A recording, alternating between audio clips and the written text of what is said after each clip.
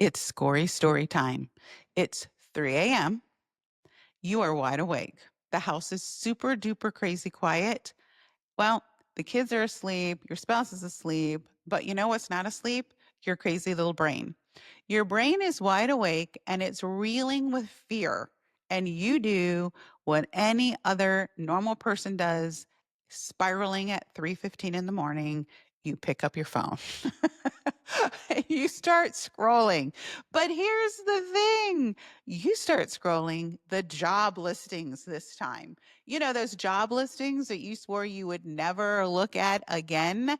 You didn't actually burn that bridge, but you left that full-time job to build a bridge to freedom. You told your spouse, just give me 6 months. I remember telling my spouse, just give me 6 months. And I remember telling my kids, mommy's building something big. Have you done that before? But now it's 3 a.m. and you're freaking out because it's been longer. And regardless of what longer looks like, the real problem isn't that it's been longer, it's that now the scales have tipped and you actually are working more hours and making less money, and the guilt is just piling on. And you're starting to wonder at this point in time, was I wrong? Am I cut out for this? Did I trade time with my family for a dream that's never actually going to work? And that part of your brain that's designed to protect you, that part of your brain that loves security is whispering, go back to your job. You left stability for this? You're crazy. And you're trying to live the part. You're posting on social media. It still looks like you're winning. You're smiling at school pickup and you're saying things are good. But on the inside, you feel like you're holding this thing together with duct tape and popsicle sticks. And on top of that, you're super distracted. Because, oh, mamas, you don't just feel like a bad salesperson, you feel like you've let your family down. You actually feel like, and I must say it, a bad mommy. And I am here to tell you, I have felt that way. I am also here to tell you, I have felt that way probably more recently than you could even imagine. But the truth is, and I really do want you to know this, you're not a bad mom. Yeah, you might be making mistakes, but you actually haven't processed a target. You actually haven't created the right kind of support that you need. You're not working from a place of alignment. And honestly, your heart and your work are just a little out of sync. So you're not a bad salesperson, and we can fix that in this episode. My name is Genevieve Scory. I'm a former C-suite executive for a $350 million brand. I was the one in charge of the sales strategies and all of the things required to teach people how to sell our products and services. I have trained and spoken to tens of thousands of women like you who are all either being successful or you are stuck. You are in a stage of stuckness, and we are going to unstick you. It is so important that you understand, and I want you to repeat this out loud. I am not a bad salesperson. I am not a bad mommy. I am just not fluent in failure. This is the episode that's going to change everything for you because being fluent in failure is where it's at. And listen, as I mentioned, I've had the nice salary, I've had the secure jobs, I missed bedtime 3 nights in a row or more. I missed the soccer practices, the plays. And I will tell you, there were two phrases in my life that made me think I have to fix this. Like, I really want where we are going. I understand that it's going to take some grit, but these two sentences, oh my gosh, they did it in for me. It was when my kids started reciting in unison, we know you're working. That was the first one. And then the second one was on close days, one of which lands on one of my children's birthdays. And they would say, we know it's close day, even as adult children. Oh, I heard that one too many times. And I thought to myself, I am going to figure this out. And so I have created a framework that allows people to bridge themselves, to actually cross the bridge from I don't know to I can fail, I can learn, and I can actually get where I want to go with a little bit of joy and maybe a lot of joy, but definitely a lot less judgment. Because what I want you to know is entrepreneurship changed my family's life. And people aren't lying when they say that it can change your life too. But until you get fluent in failure and what to do with it, you are going to suffer needlessly. You see, there's a lie out there that all you have to do is keep showing up. And I said what I said. It's a lie. You can't just keep showing up and doing the same things and getting a different result.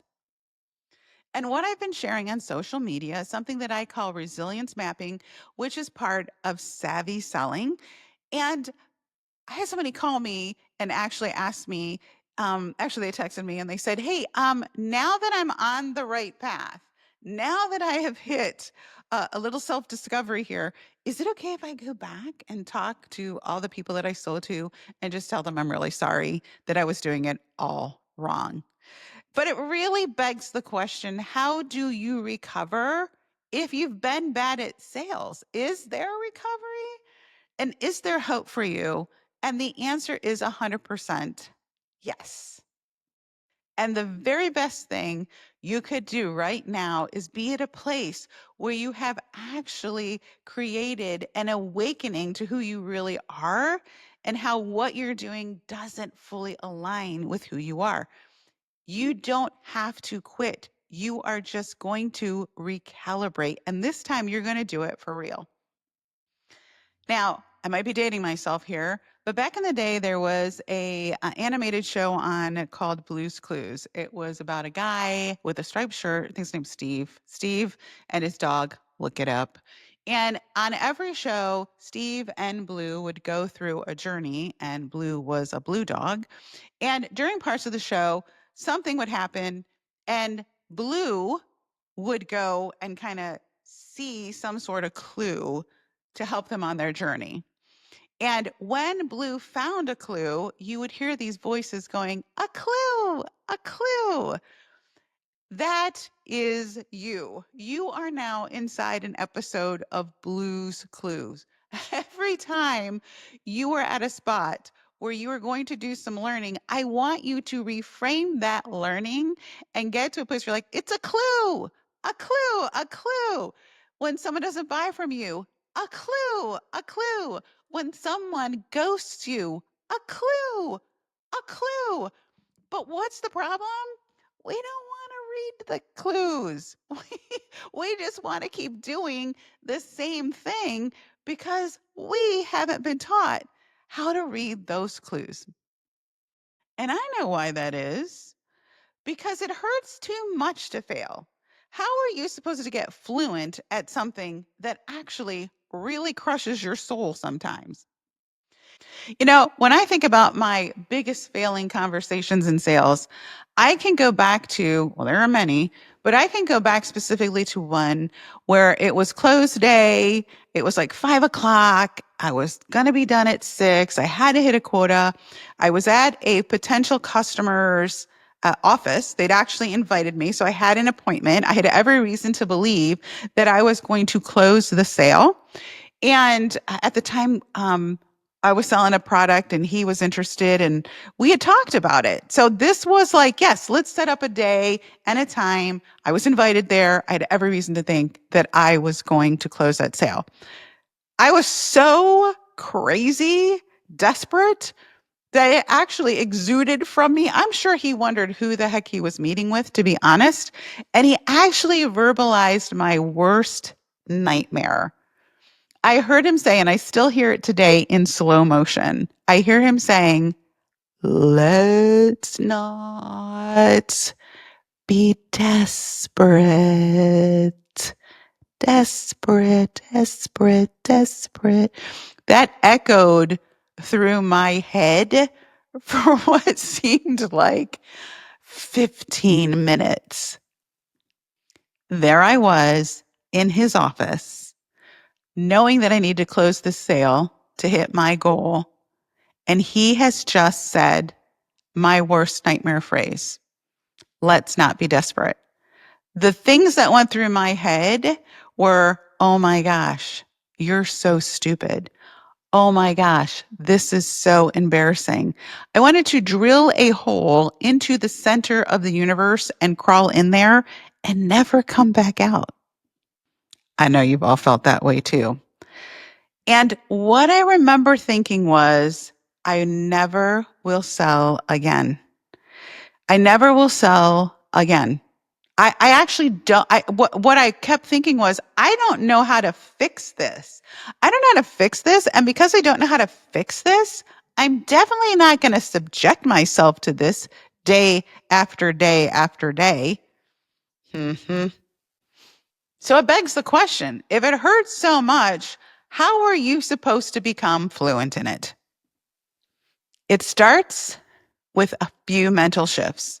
The first mental shift, and something that is so important, is that you have to start understanding that failure is simply unprocessed feedback.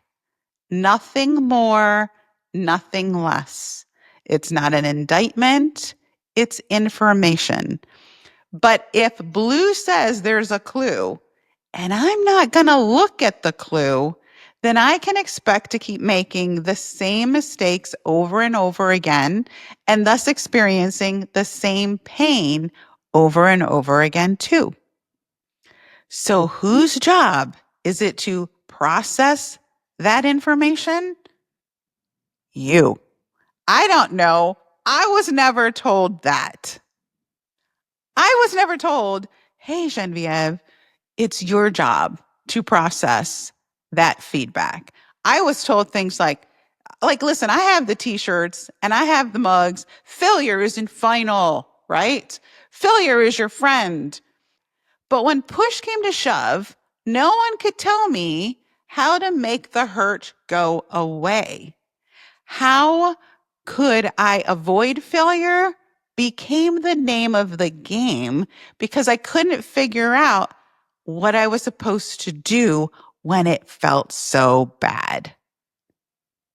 And I know some of you listening to this understand this. I know you do, because in sales, for some reason, we get this really bad advice. So it's just keep showing up. Just keep showing up.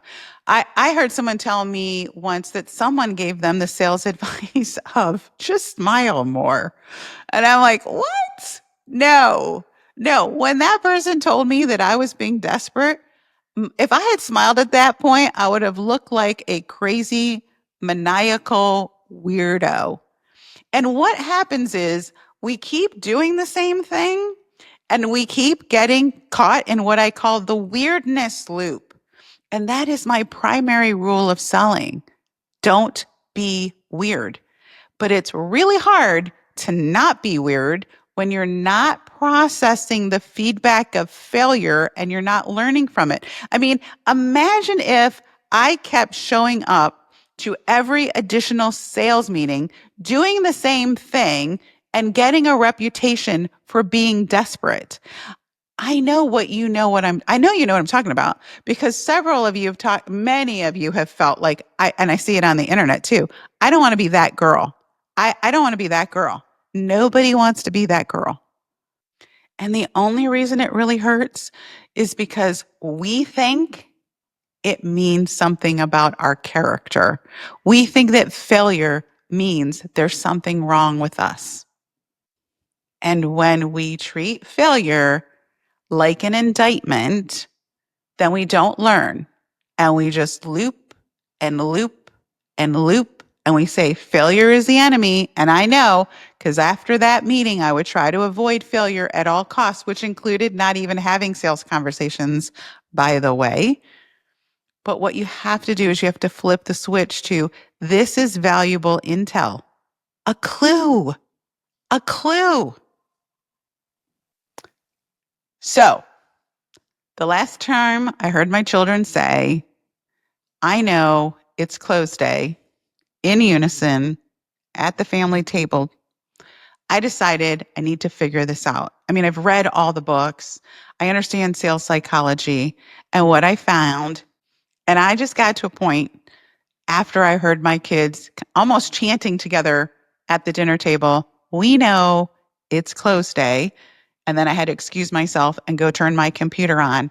I needed to figure something out because all I knew was I needed less failing and more learning, but I needed it to feel good. And until it feels good, that protective part of your brain is going to be resistant. It's going to be resistant to you continuing to try because its sole job is to keep you from feeling pain. So let's all agree failure is simply unprocessed feedback, nothing more, nothing less, and that we are going to take ownership. We are going to have a position of empowerment. We're not going to be victims of our failure. We are going to take a position of empowerment, which means that we are going to process the feedback using the failure framework that I put together that is just 3 simple steps. So if you've ever said to yourself, it's too late for me, I've tried and I failed, or success is for others, I got you. This is going to be fun. It's going to be fun and it's going to be powerful because this framework works every single time and it will dismantle all the negative emotions around selling and failing at sales. And it'll convince you once and for all, selling is safe and it's not personal. Like you actually can do this. Okay, so we're all agreeing sales is the transference of inspiration. See previous episodes for that. 2, that we are going to be transformational and not transactional. See other episodes for that. And then thirdly, that failure is simply unprocessed feedback. And we are going to own that. We are going to be accountable for processing our feedback, and we're going to do it in one of 3 simple ways. When I looked at why do people fail, it's basically one of 3 things that have happened. 1, you weren't being someone. Literally, that's it. You weren't being someone. You had an identity gap, meaning you were here, you needed to be there in terms of identity, and you just need to bridge that gap somehow. But first, you need to process that. In the case of my let's not be desperate, what I was being was someone who's desperate. What I was being was someone who chases. What I wasn't being was a leader. I wasn't leading my customer, my prospect, through a respectful conversation. I'd already jumped to the end in mind. I wasn't being patient. I actually would say I wasn't being loving. Like I wasn't really focused on him. Who was I focused on? I was focused on me. And that takes specific intention, y'all. People don't often get trained in stop and evaluate what you're going to say before your sales conversations. And not only what you're going to say, but the energy you're going to show up with. You aren't desperate. You aren't chasing. You do not need them. You are creating a partnership where you are going to bring them through a transformation, and it is not about the transaction. It is solely about the customer and their transformation. What aren't you being in that particular state or that particular situation where you failed? Think about it. I want you to think about something in the last 24 hours. And if you've been working your business, there's something every day that you're failing at that you want to process. And listen, just like Blue's Clues, every episode ends well. It ends well for Steve because he puts all the clues together and it ends well. But every additional episode, guess what? It has more clues. So I want you to have this expectation that every day you're going to be going, a clue, a clue. There's clues everywhere. So I want you to think about the last thing that you failed at. And I want you to ask yourself the question, who wasn't I being? Like, what wasn't I being? What energy did I bring that caused me to act and behave in a way that didn't align with the success of the conversation? Was I being desperate? Was I being pushy? Was I being scared? I can tell you, everyone experiences those things. And all it takes is a reminder that you're the leader in the conversation. And that is a new concept for a lot of people, that you're actually a leader and not a chaser. Meaning, I don't really care if they buy. Like, I don't need them to buy. I want them to buy, but I don't need them to buy because the people that I'm looking for are out there looking for me. In this particular case, you know what else I wasn't being? I wasn't being very strategic. I wasn't showing up for my business in a strategic way. And I definitely wasn't showing up consistently. And I didn't have a lot of other people, a lot of other eggs in my basket. I needed to process that information. Girl, you have to have more than one sale depending upon your quotas. Like when you do not have enough new people to talk to, when you do not have enough new people to talk to, then you are going to show up with a little bit of different energy. So I actually needed to go back in the whole entire sales process and ask myself, well, what made me feel so desperate? What wasn't I being? And I will tell you, I wasn't being intentional. I wasn't. I wasn't being confident. And I wasn't being confident because if I was being confident, I would have had a bunch of conversations going and I wouldn't have had to have been so desperate. Are you picking up what I'm laying down? Okay, the second reason people fail is because they just didn't know something. It's really simple. You had a skill gap. This is why I talk again and again and again about you should listen to podcasts, by the way, and audiobooks and trainings 7 times in a row. 7 times in a row, because you're not ever going to get all the juicy nuggets in the first time. 2, nobody sits down and takes notes and then rereads them. So you just want to keep playing it over and over again so that it just becomes part of who you are. People will often say to me, I don't understand how you can come up with scripts so quickly. Hello, for 2 decades, I've listened to the masters on repeat at least 7 times. Listen to this podcast 7 times. If you do that over the course of the year, you are going to have fewer and fewer skill gaps. The other thing is that you have to take your role as an entrepreneur and as a salesperson seriously if you want to get less slimy. The only reason people are bad at sales is because they have one of these 3 issues, and the skill thing is something someone can change immediately. Immediately. Now, if I were to draw this out for you, it would be kind of like a triangle. And the bottom triangle would be the identity. It would be you weren't being somebody. Identity is the biggest part of this. Who you are showing up as, by the way, is about 90%.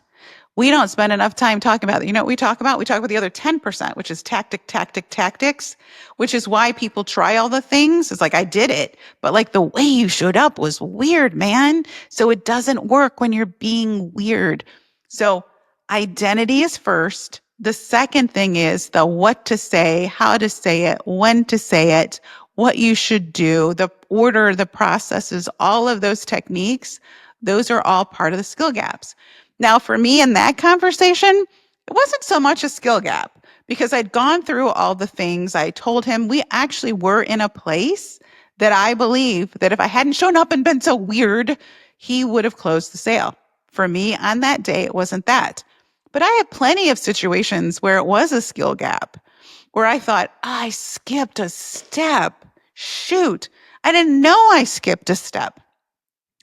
And again, I'm going to go back to, does just showing up help you if you have a skill gap?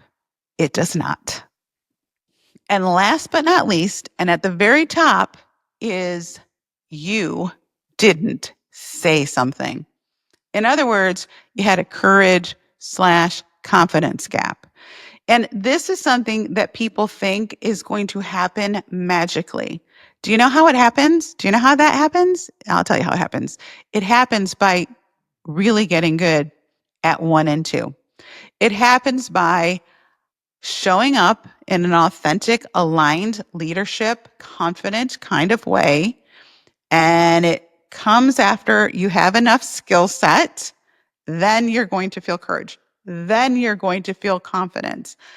Confidence comes last, y'all. And so many people think, well, I'll just wait until I feel confident. That's just not how it works. You have to process all of these things, all this feedback, the clues, they all have to get processed in order for you to feel courage. Now, in this particular conversation, I really don't think it was a courage thing for me. It wasn't. I actually said too much. I said too much, and I said it in the wrong way.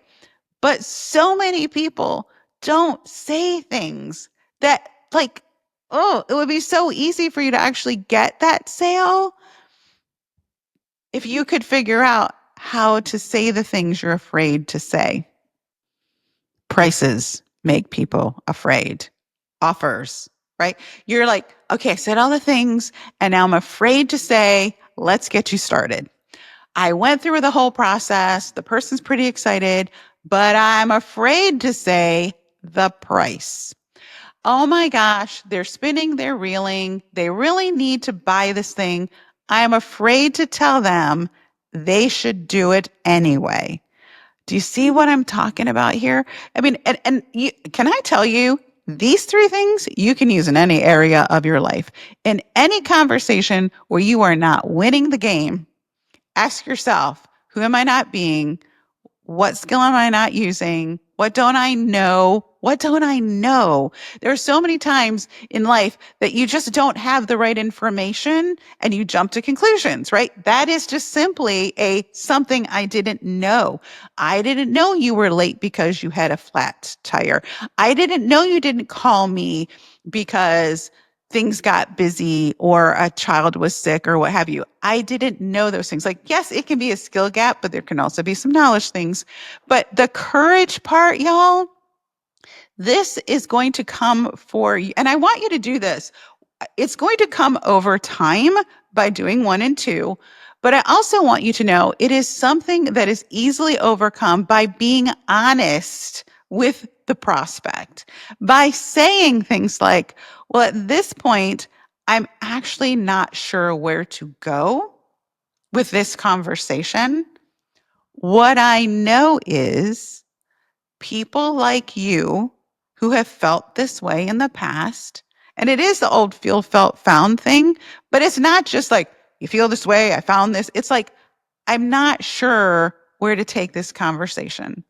Or you can say, at the risk of sounding pushy, may I ask you one more question? Or there's something I want to say, but I'm really afraid of feeling pushy. I'm really afraid of feeling self-serving. I'm really afraid of hurting your feelings. Whatever it is that, like, that can always be the default place to start. And I want to tell you this. At some point, honestly, like, I have a whole savvy selling system, and part of that system is resilience mapping, but a big part of that system is learning that the close should be your favorite part of the conversation. Your close should be the part of the conversation that is actually something you're excited to participate in. If you're not excited about closing a sale, if that scares you to say the cost, if it scares you to tell them how to join, if it scares you to tell them how to commit, there's something that needs to be processed about your offer or your product or your service. And chances are pretty good it's because you're being transactional and not transformational. So I'm here to tell you the last part of your sales conversation should be the most exciting. And if you've got an underlying problem, we need to talk about that. But it's always okay to say, at this point in time, I want you to hear my heart here.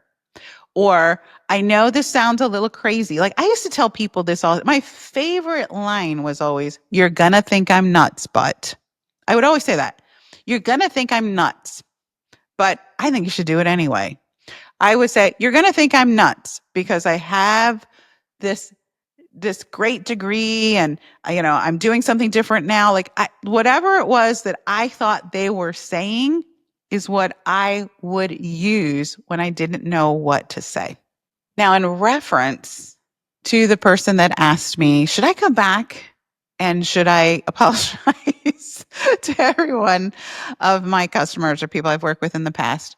And the answer is maybe, because what I really want you to know is you very rarely lose a sale. I know a lot of times people think I failed, I lost it at a sale. You didn't lose the sale. The sale just became stagnant. That's all.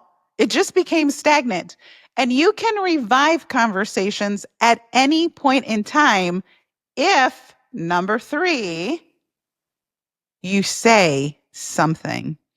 And in some cases, yeah, it's okay to go back and talk to people and say, "Hey, I wanted to connect with you because we had an interaction a few years ago, a few months ago, a few weeks ago that I've come to find out maybe wasn't in alignment with who I was." I mean, I'm just going to be honest with you.